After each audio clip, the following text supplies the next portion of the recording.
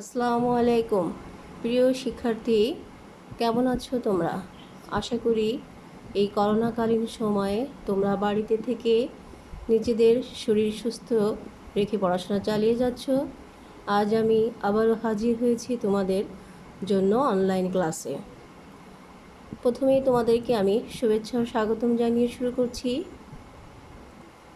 আমি তাজমা খাতুন, প্রভাষক জীববিদ্যা, একাদশ দ্বাদশ শ্রেণীর কাজদিয়া সরকারি উচ্চ মাধ্যমিক বিদ্যালয়, রূপসা, খুলনা। আজ আমি তোমাদের জীববিজ্ঞান দ্বিতীয় পত্রের চতুর্থ অধ্যায়ে হৃৎপিণ্ডের মানব শারীরতত্ত্বের রক্ত ও সঞ্চালন এবং হৃৎপিণ্ডের গঠন নিয়ে আলোচনা করব। আজ তোমরা যা যা শিখবে, হৃৎপিণ্ডের গঠন বর্ণনা করতে পারবে, হার্টবিটের বিভিন্ন দশাসমূহ ব্যাখ্যা করতে পারবে। প্রথমে আসো, আমরা কি দেখতে পাচ্ছি? এখানে একটা হৃৎপিণ্ড। এটা কিভাবে আমরা বুঝতে পারবো? যদি উদাহরণের সাহায্যে বলি, আমরা কোথাও থেকে দৌড়ায় আসলাম, আসার পরে আমরা দেখব যে আমাদের বুকের ঠিক বাঁদিকে মাঝখান থেকে বাঁদিকে ধুকধুক করছে। এটা কি কারণে হচ্ছে? হৃৎপিণ্ডের স্পন্দনের কারণে। এই স্পন্দনের থেকে আমরা বুঝতে পারবো যে এখানে হৃৎপিণ্ড আছে।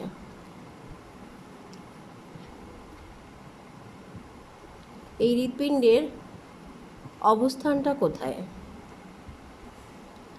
আমরা দেখতে পাচ্ছি এই হৃৎপিণ্ড মানব দেহের বক্ষ গহ্বরের দুই ফুসফুসের মাঝখানে ঠিক বাঁ দিকে কাত করে অবস্থান করছে। এটি আমরা দেখতে পাচ্ছি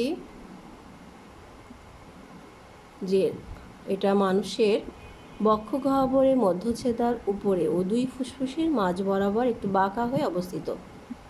এটি দেখতে কেমন? ত্রিকোণাকার। এটি দেখতে কেমন? ত্রিকোণাকার, উপরের দিকে একটু চওড়া, নিচের দিকে একটু চাপা। এই সুচালো শীর্ষদেশ নিচের দিকে পঞ্চক বাজুরের ফাঁকে অবস্থান করে। সাধারণত সুস্থ মানুষের হৃৎপিণ্ডে কত থেকে 72 থেকে 75 বার স্পন্দিত হয়। বয়সভেদে এটা ভিন্ন হতে পারে বা অন্য কোনো কারণেও এটা হতে পারে। গর্ভধারণের প্রায় 21 দিন পরে মানব ভ্রূণের হৃৎপিণ্ডের স্পন্দন শুরু হয়। এটার আকার আকৃতি কেমন? লালচে খয়েরি রঙের হৃৎপিণ্ডটি ত্রিকোণাকার, মোচার মতো। এর চওড়া অংশটি বেস ক্রমশ সরু, নিম্নমুখী অংশটি অ্যাপেক্স। একজন প্রাপ্তবয়স্ক মানুষের হৃৎপিণ্ডের দৈর্ঘ্য প্রায় 12 সেন্টিমিটার এবং প্রস্থ প্রায় 8 সেন্টিমিটার। তাহলে আমরা দেখতে পেলাম উপরের দিকে চওড়া, নিচের দিকে একটু চাপা, নিচের অংশ একটু সুচালো, এটাকে অ্যাপেক্স বলা হয়। যে অবস্থানটা আমরা আরও স্পষ্টভাবে দেখতে পাচ্ছি, দুই ফুসফুসের মাঝখানে বাঁ দিকে কাত করে অবস্থান করছে। ডান ফুসফুস, বাম ফুসফুস, এখানে দেখা যাচ্ছে হৃৎপিণ্ডের প্রকোষ্ঠগুলো। এরপরে আমরা অবস্থানের পরে জানব হৃৎপিণ্ডের প্রাচীর। হৃৎপিণ্ডের প্রাচীর মূলত 3টি স্তর দ্বারা গঠিত। স্তর 3টি হল এপিকার্ডিয়াম বা বহিঃস্তর, যা যোজক টিস্যু দ্বারা নির্মিত, এবং মায়োকার্ডিয়াম বা মধ্যবর্তী স্তর, যা দৃঢ় পেশি দ্বারা গঠিত, সংকোচন প্রসারণে সাহায্য করে। আর এপিকার্ডিয়াম বহিঃস্থ বা যোজক টিস্যু দ্বারা গঠিত। মায়োকার্ডিয়াম কি সংকোচন প্রসারণে সাহায্য করে, এটি দৃঢ় পেশি দ্বারা গঠিত। আর এন্ডোকার্ডিয়াম বা অন্তঃস্তর, যা আয়সাকার এপিথেলিয়ামে গঠিত। তাহলে আমরা এর প্রাচীর, হৃৎপিণ্ডের যে 3টা প্রাচীর আছে, পেরিটেনিয়াম পর্দা দ্বারা আবৃত, এবং এই পর্দাটার 3টে স্তর আছে। কি কি? বহিঃস্তর, মধ্যস্তর আর অন্তঃস্তর।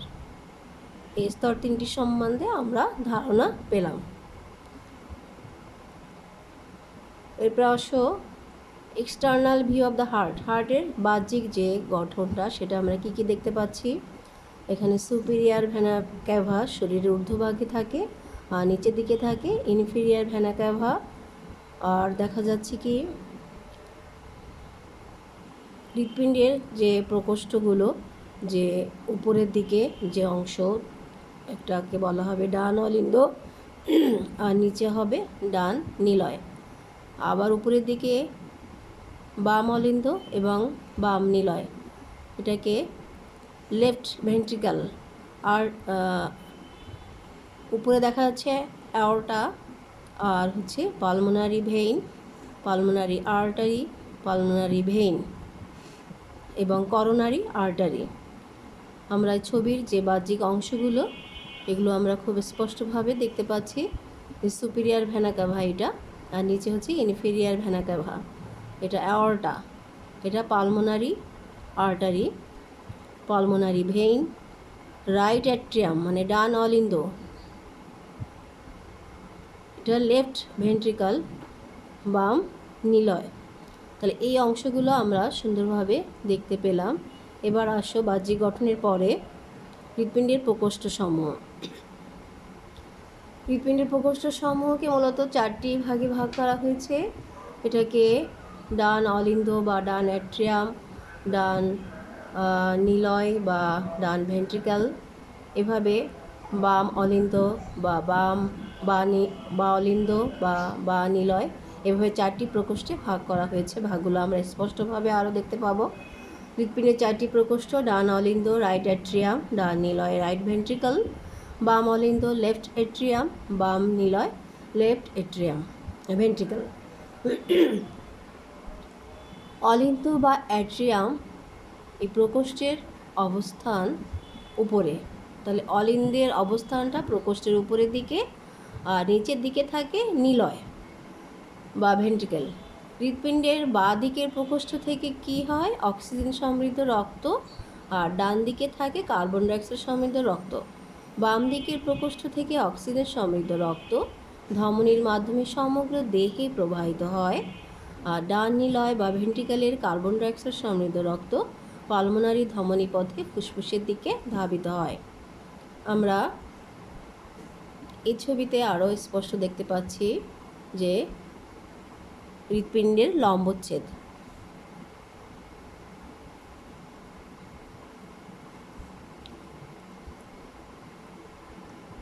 হৃৎপিণ্ডের কপাটিকা, কি কপাটিকা হৃৎপিণ্ডের মধ্যে কাজ করছে? যে কপাটিকা বা এটাকে ঢাকনা বলা যেতে পারে, যা রক্ত চলাচলে পথে বাধা দেয়। যে এখানে কপাটিকাগুলো কি? ট্রাইকাসপিড কপাটিকা। এই ছবিতে আমরা দেখতে পাচ্ছি যে ট্রাইকাসপিড কপাটিকা এখানে অবস্থান করবে। অলিন্দ ও নিলয়ের মাঝের যে ছিদ্রপথ সেখানে অবস্থান করবে ট্রাইকাসপিড কপাটিকা। আর আছে বাইকাসপিড কপাটিকা, যেটা হচ্ছে বাম অলিন্দ নিলয়ের ছিদ্রপথে অবস্থান করবে। আর আছে সেমিনুলার কপাটিকা,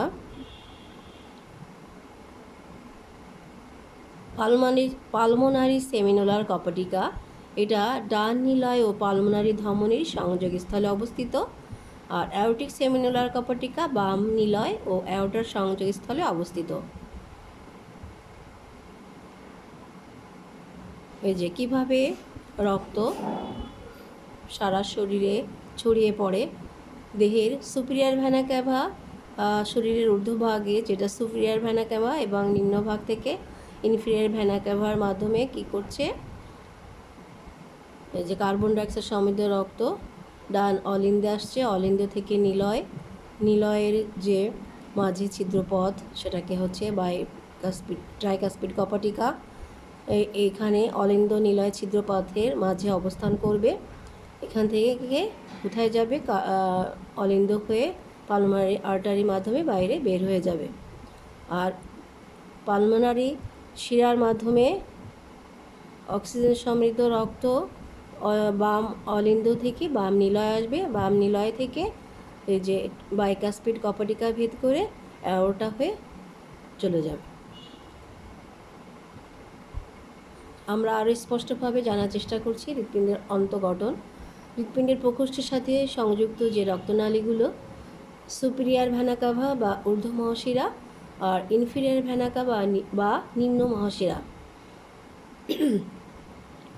পালমোনারি ধমনী, পালমোনারি শিরা ও মহাধমনী, এগুলো এই রক্তনালীগুলো হৃৎপিণ্ডের প্রকোষ্ঠের সাথে সংযুক্ত। হৃৎপিণ্ডের রক্ত সংবহন প্রক্রিয়া, আমরা একটা চিত্র দেখতে পাচ্ছি। এখানে দেখা যাচ্ছে কি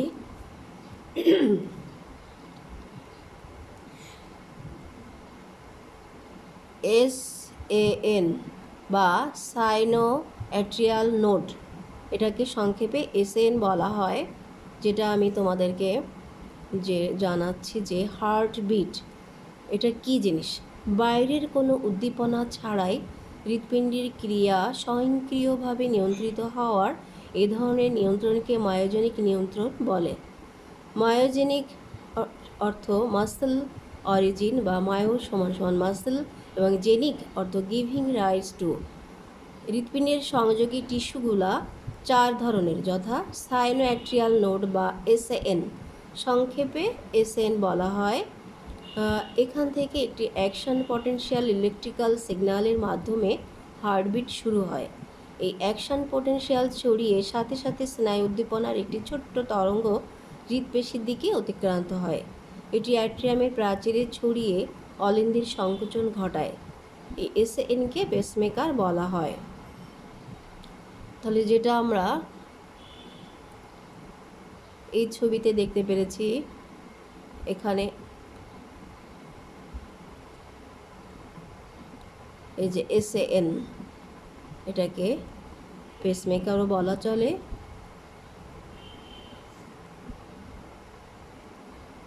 তারপরে আছে বিশেষ সংযোগী টিস্যু আরও, যেটা AVN, অ্যাট্রিও ভেন্ট্রিকুলার নোড, সংক্ষেপে AVN। আর আছে বান্ডেল অফ হিজ তন্তু, আর একটা আছে পারকিনজি তন্তু।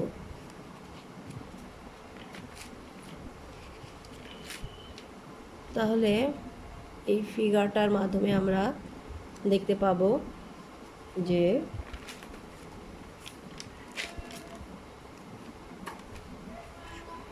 ডান অলিন্দ নিলয় প্রাচীরে SAN দেখা যাচ্ছে।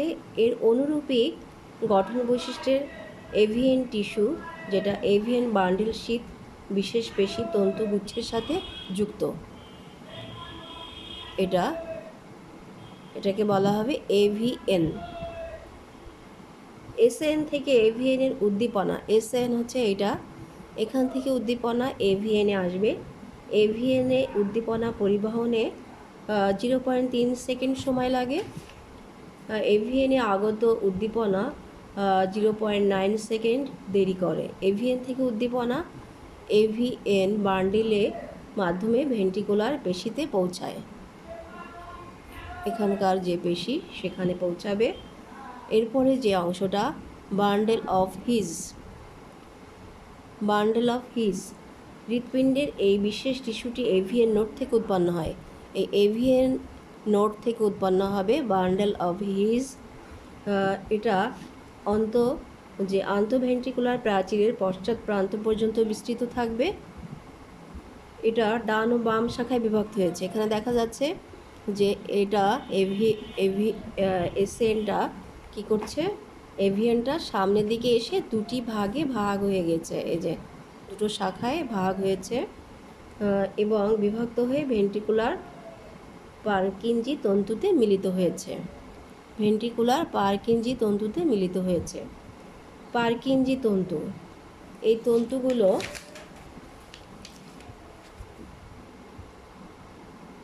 পারকিনজি তন্তু, এই তন্তুগুলো বান্ডেল অফ হিজ থেকে উৎপন্ন হয়ে ভেন্ট্রিকুলার প্রাচীরে জালক সৃষ্টি করছে। এই যে ভেন্ট্রিকুলার প্রাচীরে জালক সৃষ্টি করে। বান্ডেল অফ হিজ থেকে উদ্দীপনা পারকিনজি তন্তুর মাধ্যমে ভেন্ট্রিকুলার প্রাচীরে ছড়িয়ে পড়ছে। ভেন্ট্রিকুলার দুইটি সংকোচন ঘটাবে। হৃৎপিণ্ডের বিশেষ সংযোগী টিস্যুগুলোর মাধ্যমে বৈদ্যুতিক তরঙ্গ প্রবাহের অনুরূপ এরকম যে প্রথমে এসএএন নোড থেকে এভিএন নোডে আসবে, এভিএন নোড থেকে বান্ডেল অফ হিজ এখান থেকে পার্কিনজি তন্তুর মাধ্যমে ছড়িয়ে পড়বে উদ্দীপনাটা। তাহলে এভাবে হচ্ছে আমাদের হৃদযন্ত্রের যে রক্ত সংবহন প্রক্রিয়া এটা আমরা জানলাম।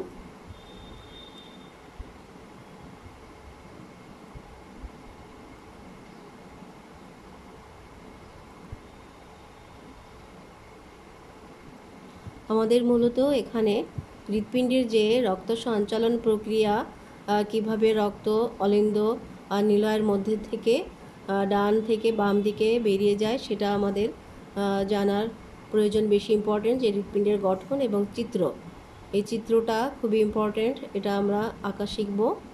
তাহলে এখানে আমাদের হৃৎপিণ্ডের গঠনের চিহ্নিত চিত্র অঙ্কন এবং যে ইয়েগুলা নোটগুলা হার্টবিটের জন্য দায়ী যে স্নায়ু সংযোগী টিস্যুগুলো সম্বন্ধে আমাদের ধারণা রাখতে হবে।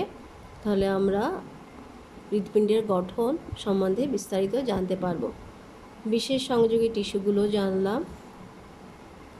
তাহলে এটা আমাদের বাড়ির কাজ থাকবে, হৃৎপিণ্ডের ছবি আঁকা, হৃৎপিণ্ডের গঠন, এবং এটাই তোমাদের পড়া থাকবে। আজ তোমাদের এ পর্যন্তই, ধন্যবাদ জানিয়ে শেষ করছি। তোমরা ভালো থাকো, আল্লাহ হাফেজ।